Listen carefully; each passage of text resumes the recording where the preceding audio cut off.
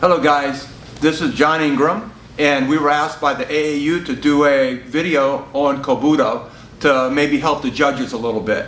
Help you guys with things to look for. And it's an informal video, it's not scripted. And we've also got Sensei Sherry Angwin here in the background, so if you hear her pipe in every once in a while because we're forgetting something, that's who that is in the background. This video is going to be on Ryu Kyu Kobodu. And I believe that all the Ryu Kyu Kobodu really all stems from Taira Shinken, and then his successor was Akamine Esuke, and then we branch off from there. So I'm going to let Sensei Brian explain the history of what we do, and Sensei Brian is a USA director for the Ryu Kyu Kobodu Taishinkan. Sensei Brian.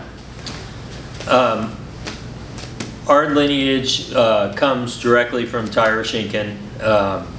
It is passed through Akamine Esuke, who was his senior student and was tasked with the research and the spreading of Ryu Kyu Kobudo, mainly on Okinawa, but it became worldwide. Tameose Hidemi Sensei is my Kobudo sensei. He founded the Taishinkan in May of 1999, shortly after Akamine Sensei's death. And he has continued the research and the in-depth teaching of Ryu Kyu Kobudo. Our style is a little bit different as it goes into great depth on not only handling all of the different Okinawan weapons, but also being able to perform with body dynamics and not just the hip motion, but using your entire body and understanding to try and keep that the weapon and your body should work in unison. They should be together. There shouldn't be just arms or just legs. It should be about your entire body. So first off, we'll go through some of the Kobudo stances. These stem from the lineage being their karate was Shorin-ryu. Taira Shinken was a Shorin-ryu practitioner mostly. He learned from Mabuni and also from Funakoshi. It was pre-Shotokan, so there was no Shotokan at that time. It was Shirite. The main stances would be, our main stance would be Shikodachi. Our Shikodachi forms in the pattern of an L.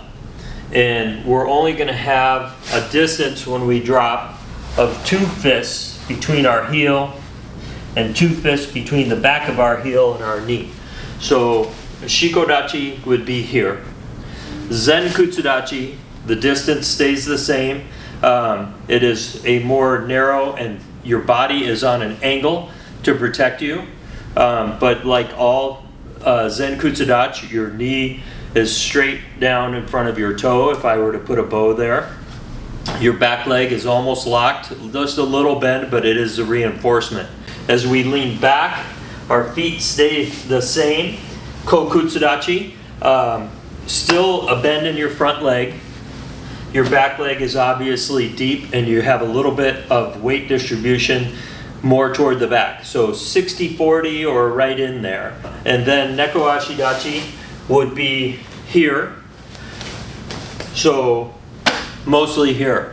Very light, 10% or less for quickness of movement. Not pulled up with your heel.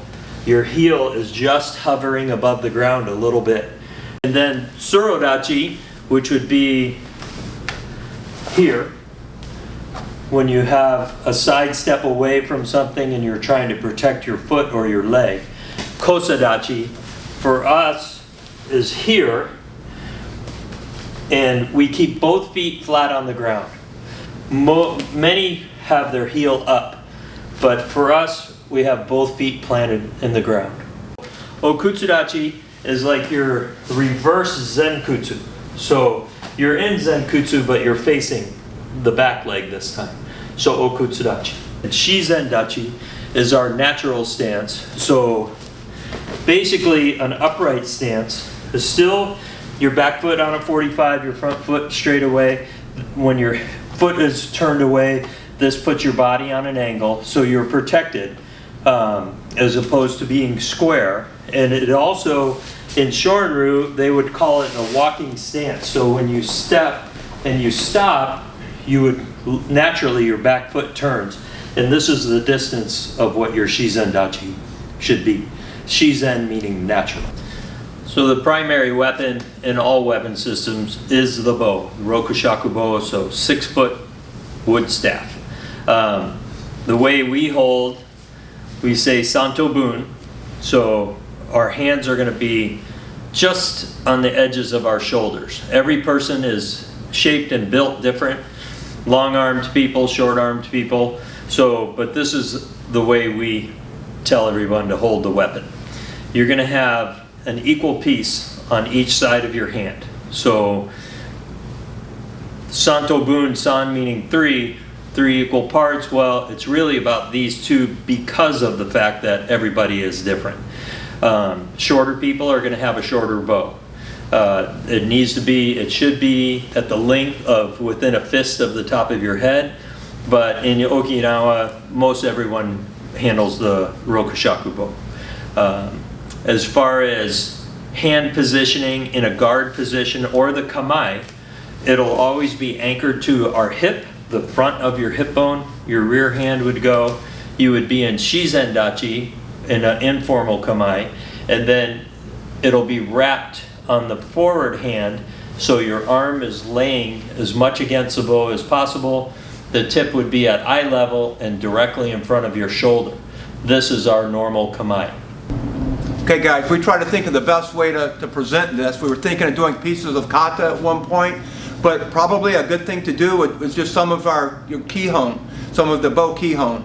And Brian Ash Sensei is going to demonstrate some of our kihon and explain exactly what people should be looking for, because there's a lot of misconceptions.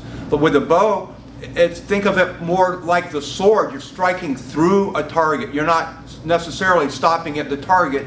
You're following through. And watch Sensei Brian's body dynamics. He's going to use his whole body.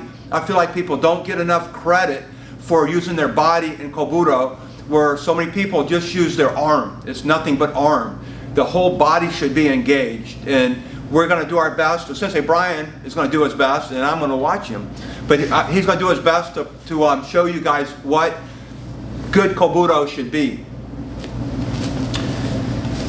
So we have 10 kihon basics in our system that we use for the bow. Anything can be made into kihon, but these are the 10 primary moves. The first one is the shomenuchi, so striking down on the target. So we'll start in Shizen Dachi. We will protect our weapon by curling our arm. The tip is at your eye level and in front of your shoulder, and your backhand is always going to anchor to your front of your hip bone. So your pinky and ring finger are what you'd be pulling on the bow with. So we're going to move first downward, and as our body changes, we're going to shift back to Neko Ashidachi. And now your back arm is vertical behind you and in line with your ear. Your shoulders are twisted. The tip of the bow is going to be in front of your forward shoulder, your left shoulder. As we move in, we're going to move into Shikodachi. And there is a small transition that we pass right through Zenkutsu and shift to Shiko as we pull the bow. We're going to anchor to our hip, so your fingers are going to hit your hip bone every time. And we want to make sure we turn our forward hand over so our middle knuckle is pointing toward the ceiling. And then it just curls back to kamae. Again, eye level and at your shoulder. And what we do is we will stay in the Shiko to perform this. So shomenuchi, over the top, in, and your hips wind as you're moving. Then back to kamae. So you use this hip to pull yourself back.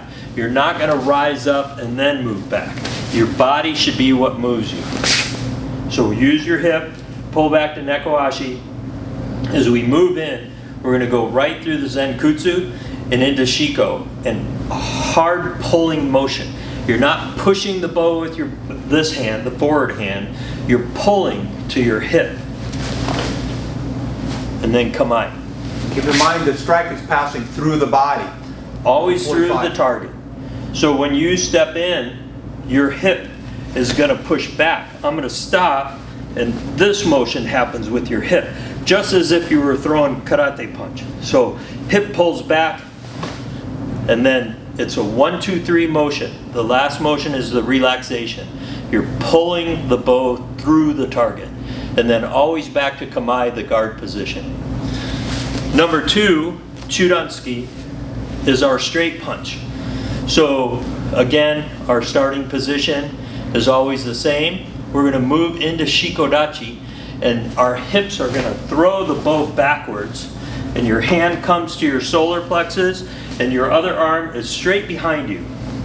And you're going to drive with a really straight punch.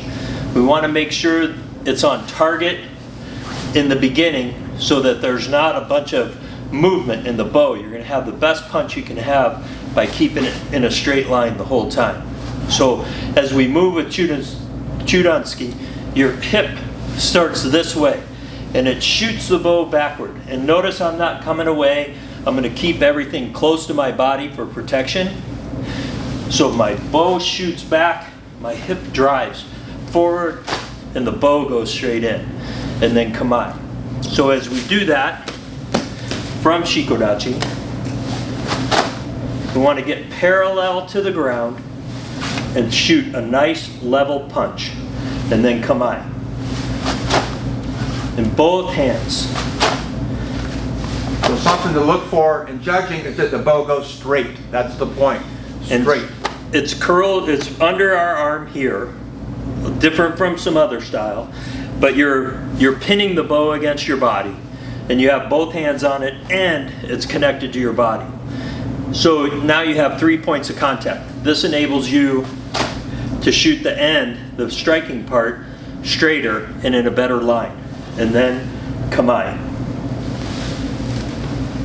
Okay, then the number 3 would be the combination of those two.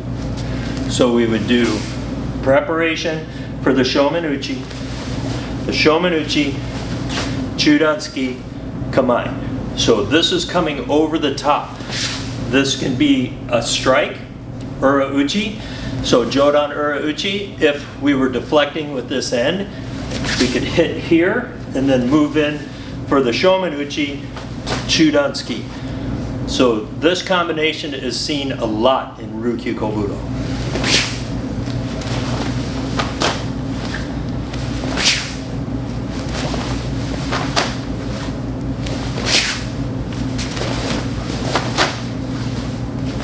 So now our Bokihon Yonban, so number 4, is used a lot in Ryu Kyu Kobodu in our system. We're going to move in, and as we move, we're going to change position. So instead of this being in front of my shoulder and eye level, we're going to have the backside move to kamae. And so we're kokutsudachi, and this is going to be in front of your shoulder and eye level. And you're going to do geidan ura uke. So a hard block. And again, your hips initiate. Then you're going to shuffle in and stay in kokutsudachi and do geidan nuki. You're going to step through to shikodachi and move to geidan barai, right back to your shomen kamae, and then number 3, shomenuchi, chudansuki, and then back to kamae. So the geidan ura uke is used forward and back, and when we do our kihon, we move forward and back. So you move back, the bow changes with your body. So you always have something in front of you protecting you. And it's not a hard move, it's just kamae, natural. And then make sure you lock your knee in, your geidan ura uke, geidan nuki, step back again, geidan barai, and the barai is sweeping block. Not a hard block, but a sweeping block. Right back to shomen kamae, shomenuchi, chudansuki, kamae. So quickly. Notice Sensei Brian's body. Everything's moving with the weapon. The timing. This should be with all styles of Kobudo. The body should be engaged. Also, an important note for us is that your pinky and ring finger do a lot of the work with all the weapons. So when we're punching, we're always thinking of the top two knuckles, and we're clamping those down really hard and getting them nice and tight for reinforcement. But when it's the weapons, whenever the Kobudo, it's always your pinky and ring finger that you're gripping tightly with. So just this motion, right, to do that with your fingers. So you should be focusing on those. That doesn't mean raise your fingers up. That looks bad. Then when you step, it's this part of your hand that's pulling through, and it's that part of your hand that's anchoring to your hip. That's really important. It's also true with the Sai, Nunchaku, Tumpa.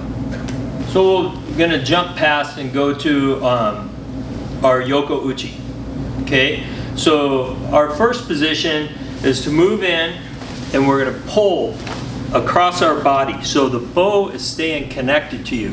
We don't get space here. A lot of times, Sensei would say because of easily disarmed.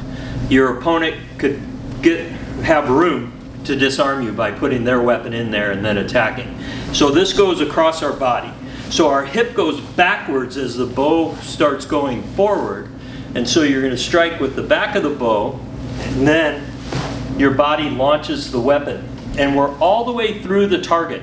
We never stop at the target. It'd be like throwing your chudan ski and stopping when your arm's bent. You're always going to extend. So through the target, it's shoulder level, so it's chudan, and then you're going to move in and you're going to look just like shomenuchi, but now your arm is going to collapse as you pull to your hip, and you're coming in through the body this way. So again, chudan uchi. So the first one we use mainly as a block, so it's chudan ura uke. Then up, chudan yoko uchi. Pulling to your hip, always pulling to your hip. So as we step,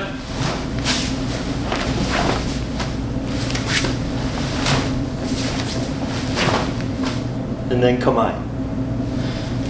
Then number 7 is our, which can go low, middle, and high. So geidan, chudan, or jodan, gyak, uchi. So if I do chudan gyak uchi, which is what we mainly do, we're going to step in and shiko with a little bit of a lean, and our hands are going to come a little bit together as we start to manipulate the bow to the strike.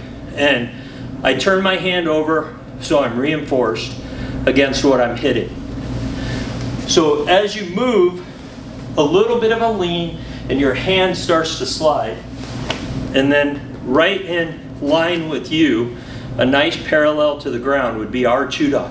Jodan would look like this. Obviously, geidan would be down here. And again, this is one of the only spots that we shorten our distance of our hands. We go away from the equal parts to almost together. And that allows you to manipulate the bow better, and you're not bound up by the bow. If you try to keep your hands here, it's going to work you over. Whereas if you let your hands naturally move, you're going to be in a more natural position. Go and do that strike again. And this is something judges should look for. I think that all styles of Kobudo, you've got to reinforce the strike. It needs to be behind the strike. Even watch Brian Sensei do his shomenuchi. So same thing, knuckles up. You would not want to do that, right? You're going to lose the weapon. And that will go for all styles of Kobudo. Thumbs are weak. Okay, so number 8 is going to be a combination of multiple techniques. We're going to start out to the shomen kamae, and we're going to do shomenuchi. Now we're going to shorten our grip again. We're going to shift to zenkutsu and do jodan ageuchi, so a strike to the chin. As we unwind, we're going to use the weight of the bow, not our arm strength. So we're going to let the bow drop without letting go of it. And now this end comes right in their face, and you're back to jodan ura uchi. So this can be a strike as well as preparation. And then we're going to move to Shomenuchi, Chudansuki, and then Kamae. So coming back, we start out with number 1 and shift quickly from Shiko, so your body's always moving. As we step, we hit. So we help by shifting the stances. And then we're going to roll our shoulders because we want to get out of the way. We want the bow on this side of our body, and we want to let it come right over the top, and that will keep your opponent at bay, or it could be an actual strike. And then we're going to move in Shomenuchi, Chudansuki.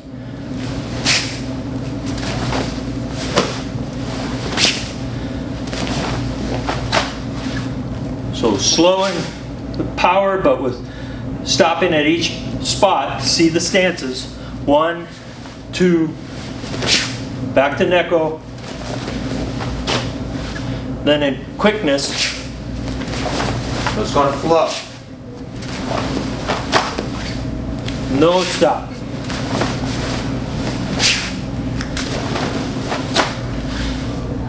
And obviously everybody's level is different. In the beginning, like with all weapons, you will be more choppy, just like with kata, more emphasis on each technique and not the flow of the combinations. Okay guys, so now Brian Sensei is going to go over some things to look for with the sai. The sai is probably the second in line of the weapon that is used the most.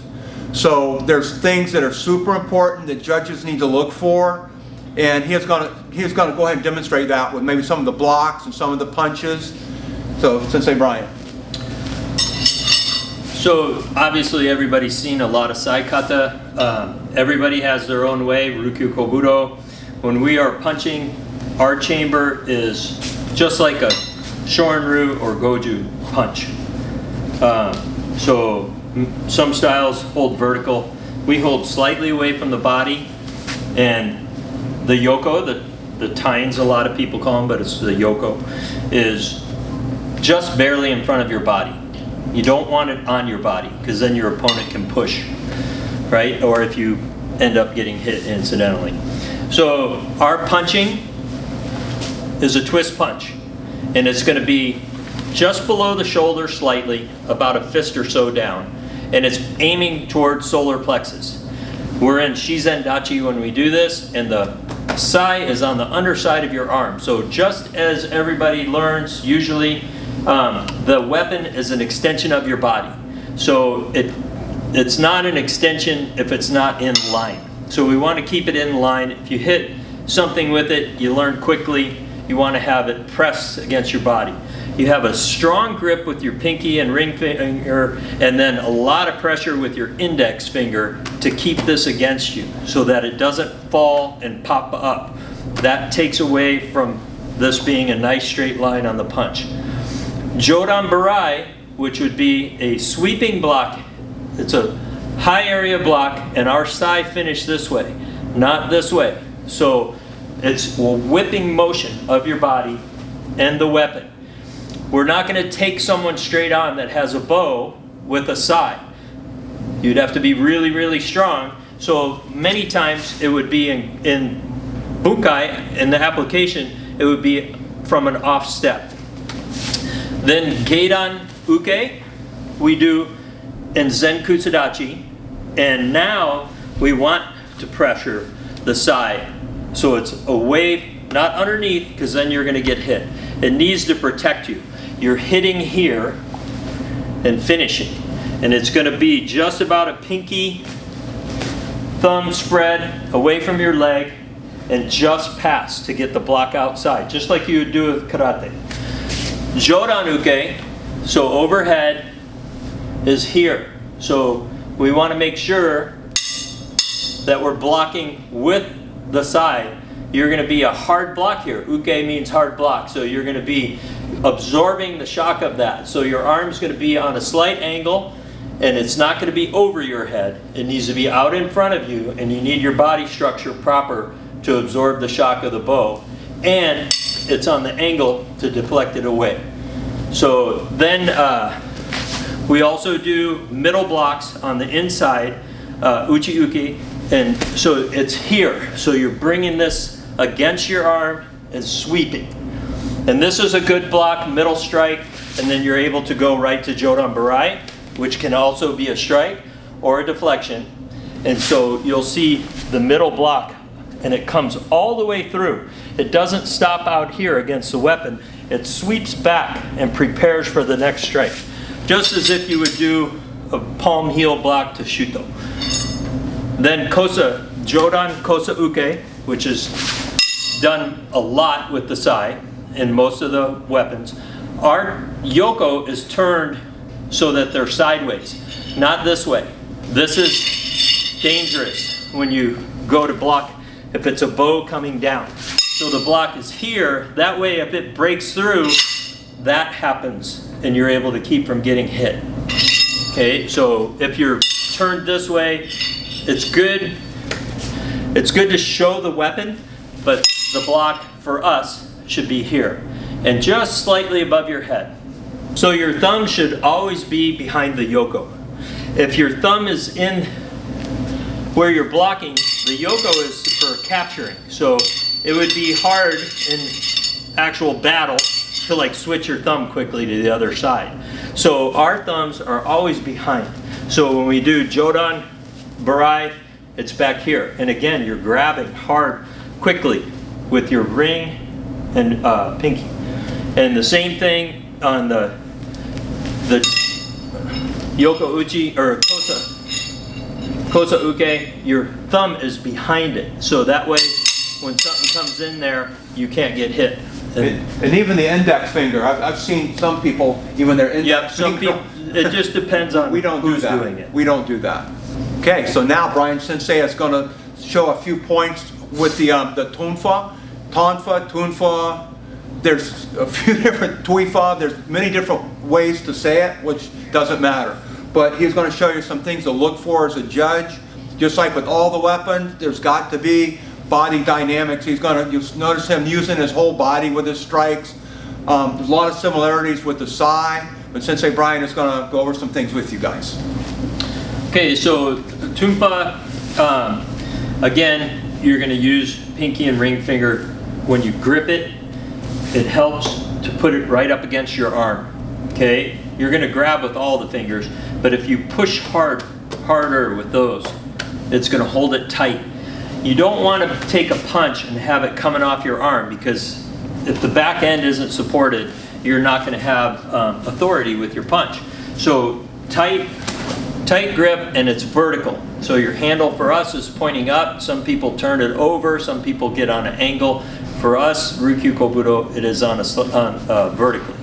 The blocks are very similar to the sai. If we're doing Jodan Uke, we're going to twist just as if you were throwing a punch and twisting the weapon into the block. This has to be on the outside of your arm. Geidan Uke, the same way. The Uchi Uke, the Chudan block, it's a sweeping block. Okay, those are all the same. Sometimes our combination of it would be a block and a strike. And you'll see that a lot with most tunfa.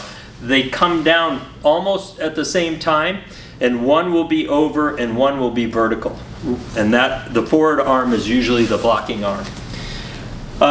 Beyond the punch, with most tunfa, the normal series is a shomen uchi, then kaishu uchi, and then downward as could be a strike through the head, or it could be a deflection. There's a quick up strike and then the punch. So you're going to take a step, 1, 2, 3, back, can be side to side also, and then straight punch.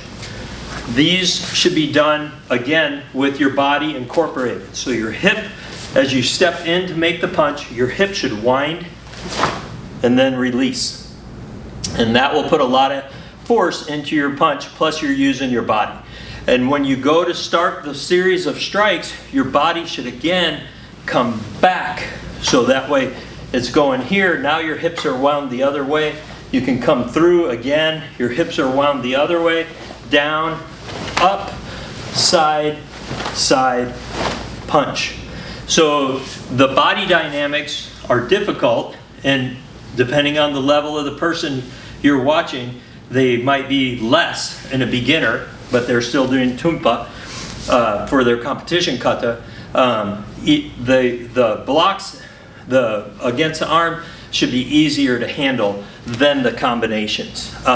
In some tumpa kata, there's a switch that you change and you hit with the handles. There's different ways of changing. Some people squeeze and just slide down and grab, and then they're going to hit with their handles. Other people do the flip.